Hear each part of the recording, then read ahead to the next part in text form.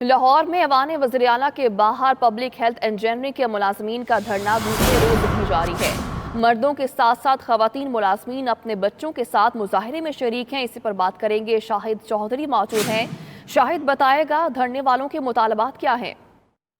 जी बिल्कुल, ऐवान वज़ीर-ए-आला के बाहर पब्लिक हेल्थ इंजीनियरिंग के मुलाजमीन का धरना आज दूसरे रोज में दाखिल हो चुका है। मुलाजमीन ने जो मुतालबात किए हैं उसमें उनका ये कहना है कि हमारा सबसे मेन मुतालबा ये है कि 2400 मुलाजमीन का माशी कत्लेआम किया जा रहा है। 2400 मुलाजमीन कॉन्ट्रैक्ट पर 12 साल से काम कर रहे हैं, लेकिन इनको रेगुलर जो है वो नहीं किया जा रहा, जिसकी वजह से बहुत से मसाइल का सामना जो है वो करना पड़ा है। और जिस वक्त तक हमारे मुतालबात तस्लीम नहीं किए जाते उस वक्त तक हमारा ये एहतजाज जो है वो जारी रहेगा। और ये हर मरतबा हमें लॉलीपॉप देकर वापस भेज दिया जाता है, लेकिन इस मरतबा हम लोग वापस नहीं जाएंगे और हमारा एहतजाज ठीक है, जब तक मुतालबात पूरे नहीं होते धरना जारी रहेगा। शाहिद चौधरी, बहुत शुक्रिया आपका।